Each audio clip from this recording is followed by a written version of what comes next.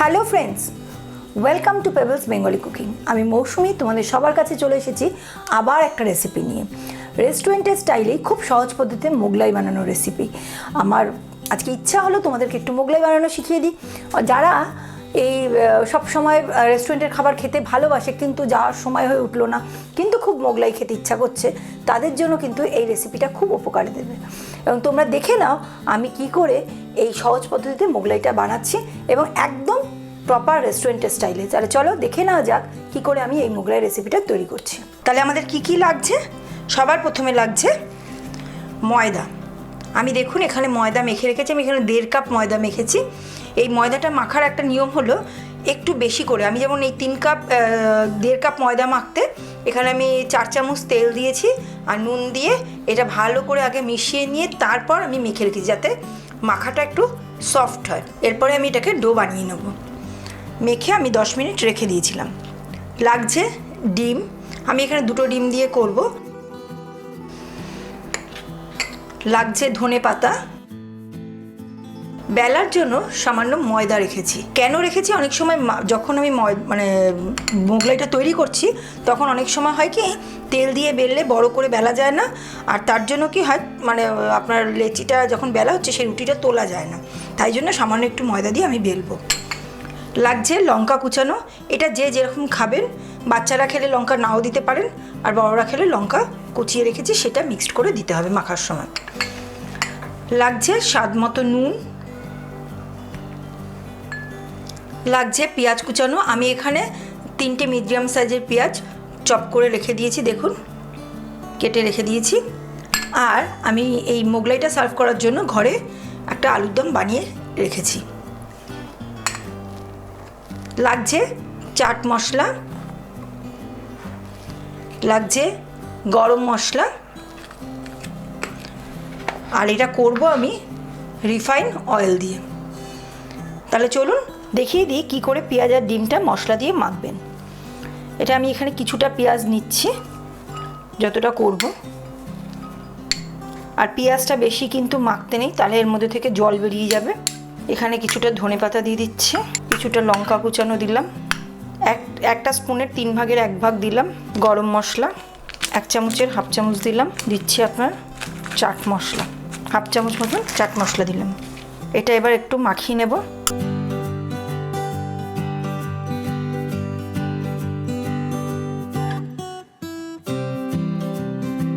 এটা আমাদের মাখানো হয়ে গেছে। এর মধ্যে আমি ডিম 2টো ফাটিয়ে দিচ্ছি।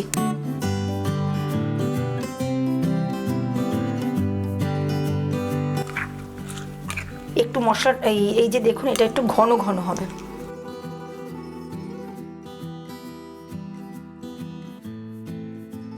বেশি চটকাবো না এটাকে, বেশি মাখলে পরে কি হবে পেঁয়াজ থেকে জল বেরিয়ে যাবে। আমাদের মাখা হয়ে গেছে। এবার আমি আপনাদের লেচিটা বেলে কি করে মোগলাইটা বানাচ্ছি সেটা দেখাচ্ছি। তাহলে দেখুন আমি ওটা দিয়ে কিন্তু 3টে ডো করে নিয়েছি। আপনাদেরকে আমি একটা করে দেখাচ্ছি।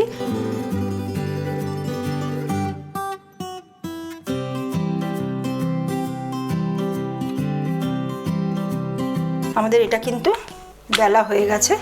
যতটা সময় আমার চাকিটা যতটা বড় ততটাই আমি বেললাম। এটা দেখছেন ওঠানো যাচ্ছে। তাহলে এর মধ্যে আমি এবার ডিমের পুরটা দেব, দিয়ে দিলাম। এবার আমরা এরকম করে মুড়ে দিচ্ছি।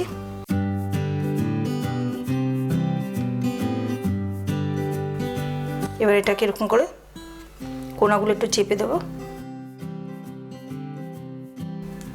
কেন ময়দা দিয়ে বেললাম এবার বুঝতে পেরেছেন? এটা যদি তেল দিয়ে বেলতাম তাহলে কিন্তু আমাদের হতো না। এটাকে আমি এবার প্লেটের মধ্যে তুলে নিচ্ছি। আমি বেলতে বেলতে আমি এখানে ফ্রাইং প্যানটা বসিয়ে দিয়েছিলাম, তার মধ্যে তেলও দিয়ে দিয়েছি। তেলটা গরম হয়ে গেছে। একটু বেশি তেলে, একটু ডুবো তেলে ভাজতে হয়, হয়তো তেলটা পরে রয়ে যাবে। এবার এর মধ্যে আমি আস্তে করে সাবধানের সঙ্গে ছাড়বেন।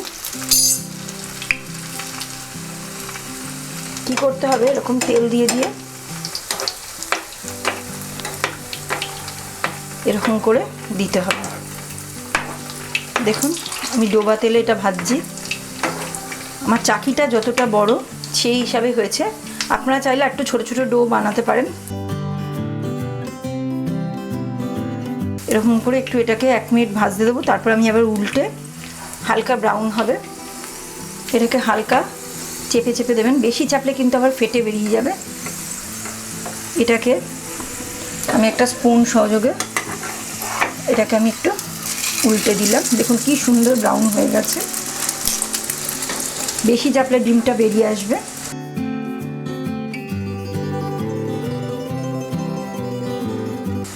এটা একটা ক্রিস্পি ক্রিস্পি ভাব হয়েছে। এটাকে একটু 1 মিনিট আমরা একটু ভাজবো, তারপর আমরা তুলে নেব। দেখুন কি সুন্দর আমাদের এটা ফুলে গেছে, মানে ভেতরটা সুন্দর মতন হয়েছে।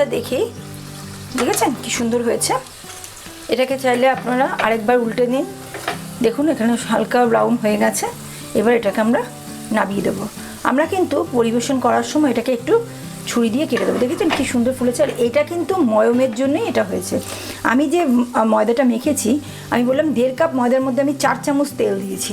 আপনারা চাইলে কিন্তু একটু খাবার সোডাও ইউজ করতে পারেন। 1 চিমটি মানে খাবার সোডা আপনারা দিতে পারেন। এবার এটা আমরা ভাজা হয়ে গেছে। এবার এটা আমরা তুলে নিচ্ছি। তুলে গরম গরম আলুর দমের সাথে মোগলাইটা সার্ভ করে দিচ্ছি। গ্যাসটা বন্ধ করে দিলাম, পরে আমি বাকিগুলো ভেজে নেব। আমি এখানে প্লেটে তুলে নিলাম। তাহলে বন্ধুরা, অবশেষে কিন্তু আমার রেস্টুরেন্টের স্টাইলে সহজ পদ্ধতিতে মোগলাই বানানো হয়ে গেছে। তাহলে তোমরা দেখে নাও এবার মোগলাইটা কেমন দেখতে লাগছে। আমার ঘরে ব্রেড গ্রামস ছিল না, কিন্তু আমি তোমাদের খুব সহজ পদ্ধতিতে ব্রেড গ্রামস ছাড়াও যে মোগলাই বানানো যায়, বড় বড় রেস্টুরেন্টে তো ব্রেড গ্রামস দিয়ে বানায়, সেটা আজকে আমার ছিল না। তবুও আমি কি করে তোমাদেরকে খুব সুন্দর একটা মোগলাই রেসিপি বানিয়ে দেখাচ্ছি, সেটা তোমরা কিন্তু অবশ্যই দেখে নিও। এবং এখন দেখো এই মোগলাইটা তৈরি করার পর কত সুন্দর লাগছে। তাহলে বন্ধুরা দেখো কি সুন্দর লাগছে। তোমায় তো আমি গোটা মোগলাইটা বানানোর পর দেখিয়েছি, কিন্তু কেটে কেটে এটা একটু সার্ভ করতে হয়। আমি চট করে তোমাদের মোগলাই বানাতে বানাতে কিন্তু একটু আলুর দমও বানিয়ে ফেলেছিলাম, সেটা দিয়ে সার্ভ করেছি পেঁয়াজ এবং আলুর দম। তোমরা চাইলে শসাও নিতে পারো বা সসও নিতে পারো, যারা খেতে ভালোবাসো। তাহলে দেখো কি সুন্দর লাগছে। তোমাদের এই চট করে যদি এই রেসিপিটা বাড়িতে বানাতে হয়, তাহলে কিন্তু আমার বানানোর রেসিপিটা খুব ভালো করে দেখে নিতে হবে এবং চট করে বানিয়ে ফেলতে হবে। বানিয়ে ফেলে যদি ভালো লাগে, তাহলে কিন্তু পেবেলস বেঙ্গলি কুকিং চ্যানেলটাকে সাবস্ক্রাইব করতে ভুলবে না এবং অন্যান্য বন্ধুবান্ধবদের মধ্যে লাইক ও শেয়ার করতেও ভুলবে না। এবং কমেন্ট বক্সে আমাকে লিখে জানাবে রেসিপিটা কেমন লাগলো, এবং আরও যদি কিছু খেতে ইচ্ছা করে তোমাদের নতুন নতুন রান্না, সেটাও আমাকে লিখে জানাতে পারো। আমি অবশ্যই তোমাদের সেই রেসিপিটা করে দেখাবো।